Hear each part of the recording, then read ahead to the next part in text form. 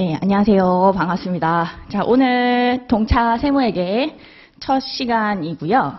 회계사 동차반이긴 한데 어차피 세무회계는 회계사 반하고 세무사 반하고 내용이 똑같아가지고 그 회계사 수험생도 들으셔도 상관이 없겠고 세무사 수험생도 들으셔도 상관이 없는 부분이에요. 그렇게 알고 계시면 될 것 같고 이제 OT를 좀 할게요. 그래도 첫 시간이고 하니까 마음을 다잡는 그런 측면에서 OT 강의를 좀 하고 그 다음에 강의를 시작하도록 하겠습니다. 우리 시험 같은 경우에 일단 뭐 좀 알려드릴게요. 제 강의 순서부터 알려드리고 우리 시험에 대해서도 좀 설명드리고 답안 양식 같은 것도 좀 설명드릴게요. 일단 강의 순서는 법인세법부터 들어갈 거예요. 여러분들 뭐 동차생들 같은 경우에는 법인세를 좀 잘 못하는 경향이 있어요. 그래서 법인세부터 좀 강의를 해서 법인세를 잡아드리고 그 다음에 소득세, 그 다음에 부가가치세, 그 다음에 상증세법. 상증세 같은 경우에는 회계사 2차 시험에 나오고요. 세무사 2차 시험에는 세법학에서 나오니까 회계학 2부에서 공부하실 필요는 없어요. 그래서 회계사 수험생만 상증세 준비하시고요. 한 10점, 배점으로 회계사 2차 시험에 출제가 되고 있고 세무사 2차 시험에는 세법학이 나오니까 세법학에서 공부를 하시면 되는 부분이에요.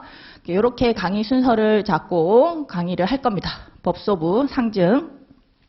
자, 이렇게 시작을 할 거고, 그 다음에 우리 시험에 대해서 좀 안내를 드리면, 우리 시험 같은 경우에 회계사 2차하고 세무사 2차 둘 다 뭐 설명드릴게요.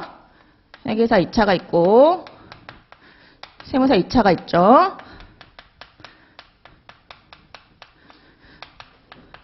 세법은 난이도가 거의 뭐 비슷해요. 분량만 차이가 난다고 생각을 하시면 돼요. 난이도도 비슷하고 나오는 출제 문제 유형도 거의 뭐 회계사 2차하고 세무사 2차가 차이가 없거든요. 근데 분량이 좀 차이가 나가지고 회계사 시험 같은 경우에는 7문제에서 8문제 정도 출제가 되고요.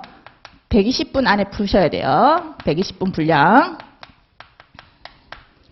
그 회계사 2차는 17문제, 8문제라고 해도 이게 사실상은 소문항들이 엄청나게 많기 때문에 7, 8문제보다 훨씬 많은데 소문항 때문에 요구사항 1번, 요구사항 2번, 물음 1번, 물음 2번 이런 식으로 해가지고 문제 하나에도 한 3, 4개 소문항이 있다라고 생각을 하시면 돼요. 그리고 세무사 2차 같은 경우에는 4문제긴 한데 항상 4문제가 출제가 되긴 합니다. 4문제.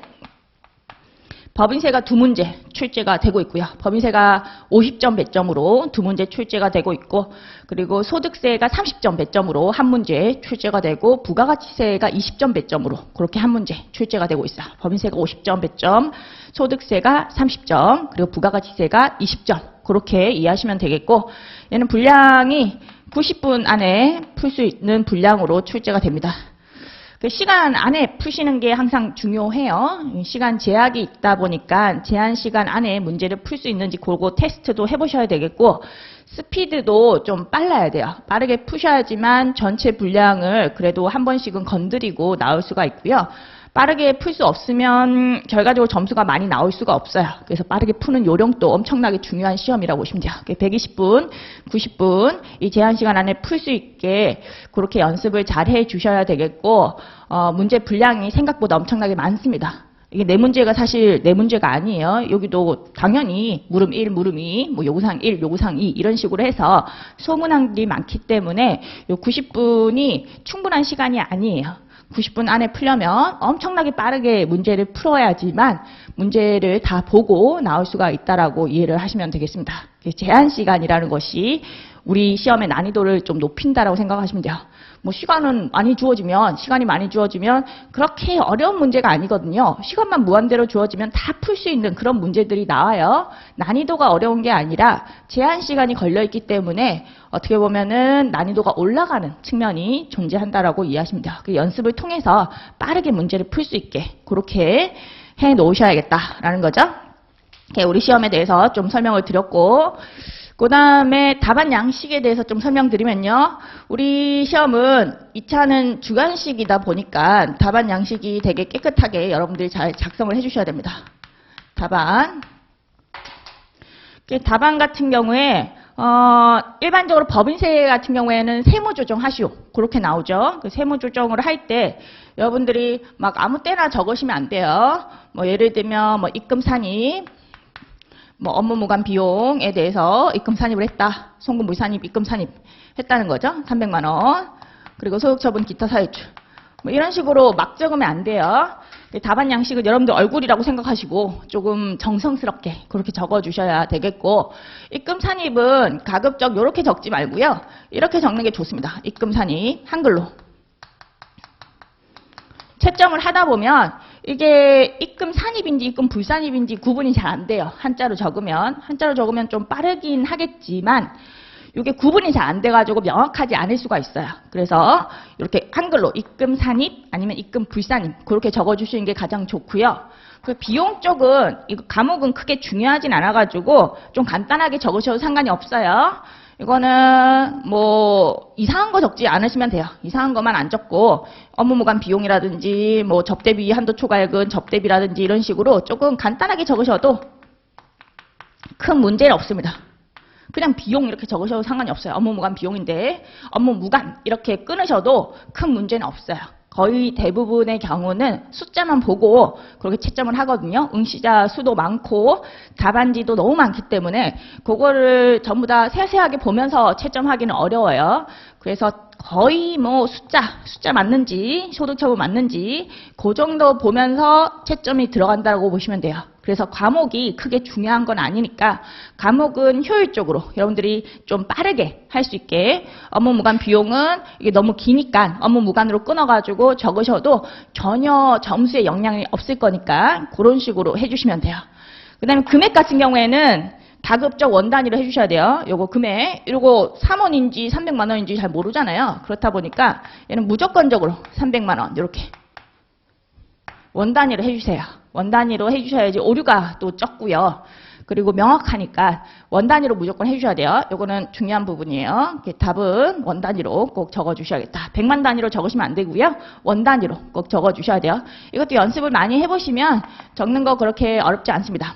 뭐 다만 계산 근거는 100만 단위로 적으셔도 상관이 없어요. 대부분의 수험생들이 100만 단위로 많이 적거든요. 100만 단위로 적으니까 계산 근거는 100만 단위 해가지고 뭐 예를 들면 지급이자 송금 불산입이었다라고 하면 뭐 지급이자가 예를 들면 3천만 원이라고 할게요. 그리고 곱하기 차입금 적수가 10억이라고 할게요. 10억. 그리고 업무 무관 자산 적수가 1억이라고 하면 이렇게 했을 때 뭐 300만 원 나왔다. 이런 계산 근거 있죠. 이런 계산 근거는 100만 단위로 적으셔도 전혀 문제가 없습니다. 그런데 답을 적으실 때는 원 단위로, 반드시 원 단위로 그렇게 좀 해주세요. 그리고 기타 사유출, 이것도 기사 이렇게 적으시면 안 돼요. 이렇게 적으시면 너무 성의가 없어 보입니다. 그렇다 보니까 이 같은 경우에는 반드시, 이것도 반드시 기타 사유출 이렇게 적어주셔야 돼요.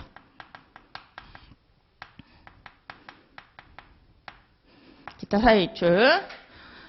이것도 연습해보면 그렇게 시간 많이 안 걸려요. 그러니까 기타 사유출 그런 식으로 정확하게 금액 원 단위로 하는 거, 기타 사유출로 하는 거 요거는 중요한 부분이고요. 비용은 조금 효율적으로 여러분들이 짧게 적으셔도 상관이 없어요. 과목은 크게 문제가 없어요. 금액하고 소득처분 요게 좀 중요하고요. 요거는 가능하면 한글로 적으시는 게 훨씬 더 명확하게 보입니다.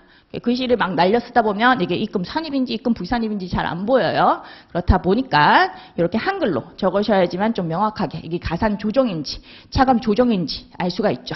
이렇게 답안 양식을 적어주시면 되겠습니다. 깔끔하게, 가능하면 깔끔하게 적으시고 조금 널널하게 답안지가 조금 여유가 있거든요. 그러니까 너무 빽빽하게 적으시지 마시고요. 요거는 조금 널널하게 한 칸 띄우고 문제 2번을 푼다든지 그런 식으로 조금 널널하게 적어주시는 게 좋겠고 계산 근거 좀 간단하게 적어주시면 됩니다. 그리고 문제 읽으실 때 문제 같은 경우에는 이렇게 구성이 되거든요. 문제를 읽으실 때는 순서가 있어요. 문제가 제일 처음에 서문이 나와요. 서문. 그 다음에 본문이 나오고 요구사항이 나오죠. 문제에 대한 요구사항, 물음 이런 게 나온다고 보시면 돼요. 이런 식으로 나오는데 뭐 제일 먼저 서문을 보긴 해야겠죠. 서문.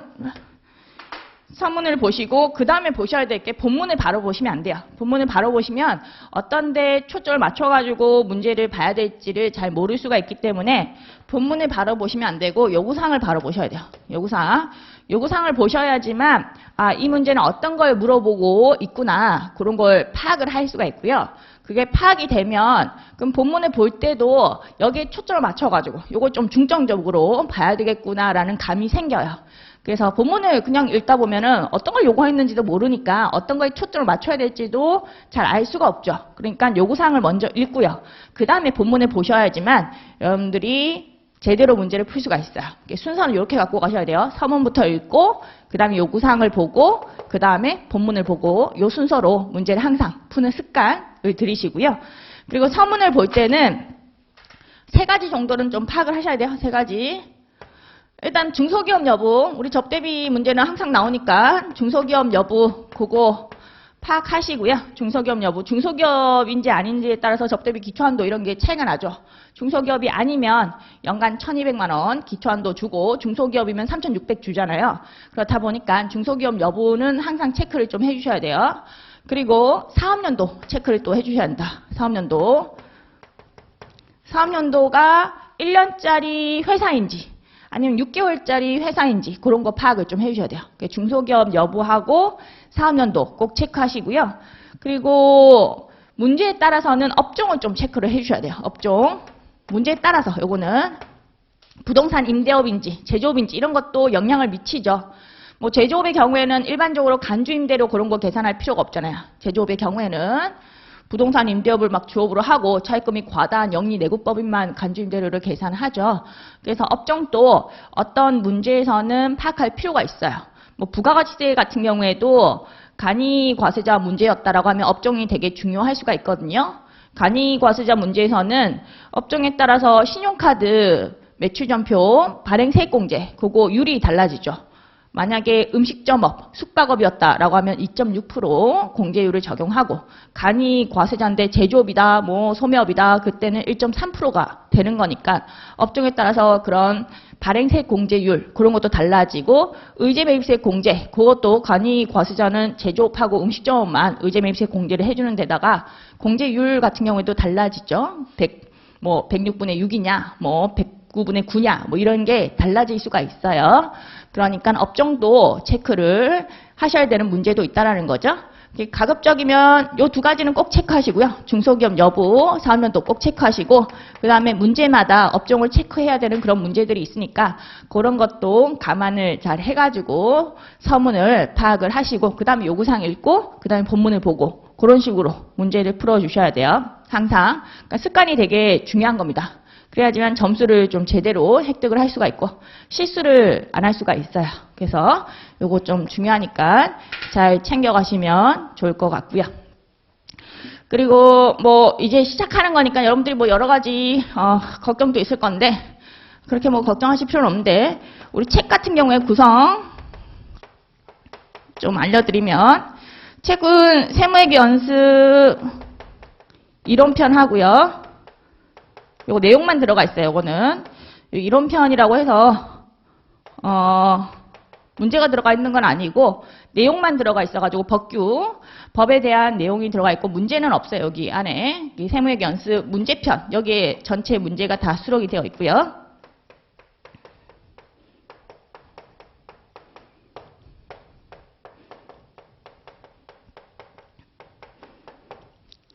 세무회계 연습 문제편의 구성은 이렇게 되어 있습니다. 본문하고요. 부록하고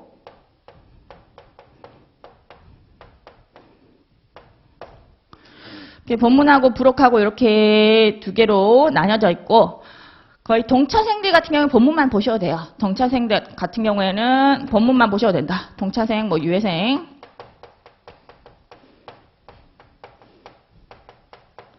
둘 다 본문은 필수 문제들이 좀 들어가 있고요. 거의 기출 문제가 8, 90%, 그 정도고 제가 출제한 문제는 한 10%에서 20%, 요 정도만 들어가 있어요. 본문에는. 근데 부록에는 모의고사가 들어가 있어가지고 요거는 제가 출제한 문제 100%, 그게 부록에 좀 들어가 있습니다. 실전 모의고사 8회 정도가 들어가 있어요.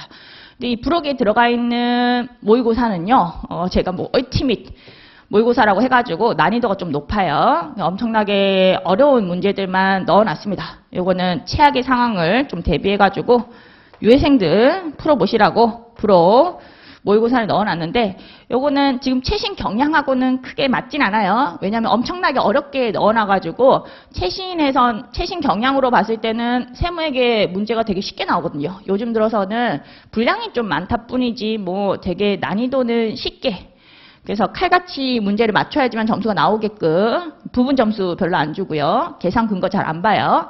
거의 답이 맞으면 점수를 주고 답이 틀리면 채점을 그냥 안 해버리고 빵점 이런 식으로, 그런 식으로 하는 경향이 있다 보니까 이게 최신 경향하고는 좀 맞지는 않는데, 그래도 유해생은 리스크 대비 차원에서 되게 어려운 문제도 풀어보는 게 좋겠죠. 최악의 상황이 또 올 수도 있는 거니까, 엄청나게 어렵게 나올 수도 있는 거니까 그런 거 대비하시라고 부록의 실전 모의고사는 난이도가 엄청나게 높습니다. 동차생들이 풀어보면은 정신건강이 별로 좋지가 않아요. 멘탈만 무너질 수가 있고, 근데 실전 시험에서 그렇게 어렵게 나오진 않거든요. 그렇다 보니까 부록 문제는 유해생만 풀어보시고요. 동차생들은 안 풀어보셔도 전혀 문제가 없는 부분이에요. 유해생만 풀어보세요. 동차생들은 본문 풀어보시고요.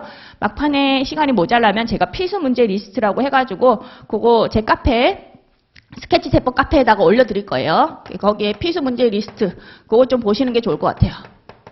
시간이 많이 모자랄 수가 있으니까 그때는 필수 문제 리스트를 보고 거기에 있는 문제들을 좀 더 많이 풀어보는 방식으로 대비를 하시는 게 좋을 것 같아요. 그리고 질문 같은 거 있으시면 요 스케치 세법 카페 다음에서 검색하시면 돼요. 스케치 세법이라고 검색해 보시면 요 카페가 나올 거니까요. 요 카페에다가 Q&A 많이 올려주시면 제가 답변을 가능한 빠르게 그렇게 드릴 거니까 요걸로 많이 활용을 하시면 좋을 것 같아요. 여기 학습 자료도 많이 올리고요. Q&A도 진행하고 있으니까 요걸로 활용하시면 될 것 같아요. 그리고 뭐 이제 공부하시면서 걱정거리가 많으시죠? 근데 우리 학원이 조금 작은 학원이긴 해요. 뭐 마이너라는 표현을 많이 쓰시긴 하죠. 마이너. 근데 실력이 마이너는 아니라는 거 그거 좀 강조를 드릴게요. 학원 자체는 뭐 홍보가 좀 안 돼가지고 뭐 마이너 어쩌고 저쩌고 이렇게 얘기를 많이 하시는데 실력 자체가 마이너는 아니에요. 저도 강의한 지 한 8년에서 9년 거의 뭐 10년 가까이 되고 있어요. 그 강의도 오랫동안 했고요. 그리고 뭐 저 같은 경우에는 회계사 동차로 합격했고 세무사는 유예긴 했죠. 근데 직장 다니면서 합격을 했습니다. 직장 다니면서 뭐 1차는 직장 다니면서 합격을 했고요. 2차 같은 경우에는 휴직을 하긴 했죠. 2차는 제가 정확하게 알려드리면 2008년도 2월 11일 날 휴직을 했고요. 2007년도에 회사 다니면서 세무사 1차를 합격을 해놨어요. 2007년도에 회사를 계속 다니면서 세무사 2차를 쳤는데 떨어졌고요. 그래서 2008년도에 2월 달에 휴직을 하고 세무사 유예생이었죠. 그래서 휴직하고 이제 세무사 2차를 쳐야지 했다가 그래도 회계사도 같이 휴직하는 김에 하는 게 좋을 것 같아가지고 2월 11일 날 휴직을 하고 3월 1일쯤에 그 당시에는 3월 달에 회계사 시험이 있었거든요. 3월 1일인가 뭐 2일인가 하여튼 대충 그 날짜에 회계사 1차 시험이 있었어요. 그래서 요거 휴직하고 바로 1차를 쳤는데 합격을 했고요. 그리고 나서 6월 달쯤에 그 당시엔 6월 달 언젠지 모르겠어요. 6월 며칠이에요. 6월이라고 할게요. 정확하게 날짜는 기억이 안 나고 6월 달에 회계사 2차 합격을 했고요. 동차였죠. 그리고 세무사는 그 당시에는 7월 달에 있었어요. 요즘에는 8월 달이죠. 요즘에는 8월 달에 있는데 2008년도에는 7월 달에 세무사 2차 시험이 있었거든요. 그래서 요거는 회계사. 요거 회계사 그리고 세무사 2차는 요때 또 쳐가지고 합격을 했어요. 동시에 2008년도에 합격을 했고요.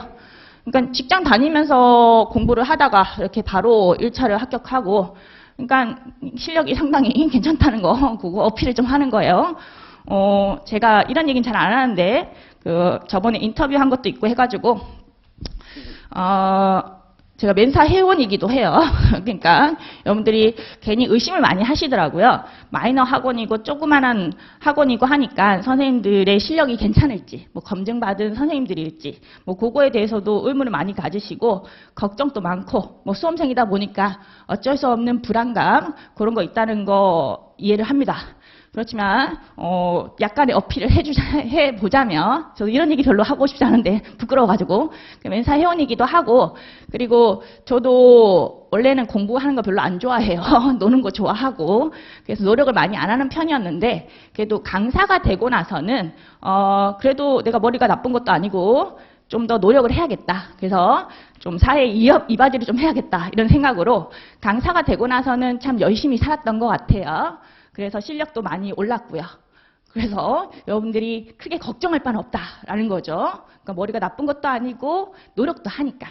제가 항상 그런 생각을 해요. 저도 틀릴 수 있다, 그 생각을 하거든요. 항상 그 생각을 하면서 노력을 하고 있습니다. 그리고 여러분들이 또 그런 생각을 하셔야 돼요. 뭐 여러분들이 또 머리 좋은 사람들이 또 되게 많을 거니까 얘기를 하자면, 머리 좋다라고 성공하는 건 아닙니다.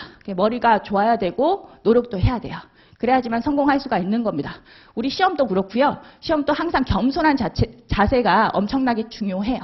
저도 거의 뭐 강의한 지도 오래됐고 세법도 엄청나게 많이 공부를 했고, 그래서 어느 정도 실력이 쌓였다라고 하더라도 항상 생각하는 게, 저도 틀릴 수 있다라고 생각을 해요. 매년 해설을 제가 내거든요. 2차 시험이 치러지고 나서 바로 해설을 내긴 하지만, 그 해설 같은 경우에도 제가 틀릴 수 있다라는 생각으로 몇 번이고 교정을 봐가지고 그렇게 해설을 내고 있습니다. 그러니까 여러분들은 수험생이잖아요. 공부도 많이 한 것도 아니고 저보다 공부 많이 하진 않았을 거 아니에요. 그런데도 불구하고 너무 자신감이 많거나 너무 또 자만하거나 그런 경우들을 한 번씩은 봐요. 그리고 점수는 안 나오고 그럴 수가 있기 때문에 여러분들이 자만해서는 안 되고요. 시험에 있어서는 항상 임하는 자세가 내가 언제 어디서든 틀릴 수가 있다는 생각을 갖고 계셔야 돼요. 그렇기 때문에 좀 더 열심히 해야 되겠다, 좀 더 노력해야 되겠다, 그런 생각으로, 그런 자세로 임해야지만 점수가 좀 더 잘 나올 수가 있다라고 생각을 하시면 될 것 같아요. 그래서 정말로 열심히 하셔야 되겠고, 그래야지만 합격을 한다고 생각을 하시고 연습을 많이 하셔야 됩니다. 그러니까 알고 있는 내용이라고 해도 틀려요. 저도 그랬어요. 저도 수험생 때는 알고 있는 내용인데도 불구하고 자꾸 똑같은 데서 실수를 하고 똑같은 데서 틀리고 내가 왜 이러지, 이런 생각이 들 정도로 그렇게 많은 실수를 했어요. 여러분들이 또 그럴 거고, 그런 거는 연습을 통해서 커버가 됩니다. 연습을 엄청나게 하셔야 되는데, 어떤 식으로 연습을 하셔야 되냐면 모의고사를 통해서 연습을 하셔야 돼요. 모의고사. 제가 이때 회계사는 동차잖아요. 이 경우에 뭐 회계사 시험은 또 재무관리도 있고 회계감사도 있고, 그래가지고 동차 생활이 정말로 힘들었거든요. 그때 어떤 식으로 공부를 했냐면 거의 뭐 모의고사를 매번 치는 방향으로 공부를 했어요. 대비를 했고요. 회계감사도 갑자기 처음 공부하는 내용이고, 재무관리 같은 경우에도 1차 때는, 회계사 1차 때는 거의 공부를 안 하고 들어갔거든요. 동차 때 그때 공부를 거의 시작하는 둥 그런 식으로 시작을 했어요. 재무관리도 되게 못했는데 갑자기 회계사를 시작하면서 공부를 해가지고 공부 기간이 엄청나게 짧았어요. 그럼에도 불구하고 점수는 잘 나왔거든요. 그 이유가 모의고사를 좀 쳐보고 내가 얼마나 점수가 나오는지 그런 거 확인하고, 그리고 대비를 열심히 했기 때문에 그렇게 해서 합격을 했다라고 보시면 돼요. 모의고사만 잘 치고, 모의고사를 많이 치고 그러면 합격을 안 할 수가 없어요. 왜냐하면 우리가 시험 치러 가는 건데 이 모의고사가 실전 시험하고 유형이 똑같거든요. 그렇다 보니까 이 모의고사에서 점수가 나올 정도로 모의고사를 많이 치면요, 실전 시험에서도 그 점수가 나와요. 그래서 합격을 하실 수가 있습니다. 그래서 모의고사를 좀 많이 쳐보셔야 되겠고, 제가 동차 강의를 하고 나서는 동차 끝내고 나서 동차 모의고사 과정이라고 해가지고 그거 진행을 해요. 우리 오프라인으로. 동차 모의고사 4회라고 해가지고 유예 모의고사 중에서 조금 쉬운 것들을 위주로, 동차생이다 보니까 동차생들한테 좀 접하기 쉬운 주제들로 발라내가지고 모의고사 4회 정도 진행을 할 건데, 그걸 전수로 다 쳐보셔야 돼요. 전수 다 쳐보시고 제가 다 그 채점해 드릴 거니까 그걸로 이제 약간 리뷰도 열심히 하시면서 막판 준비를 좀 하시는 게 좋을 것 같아요.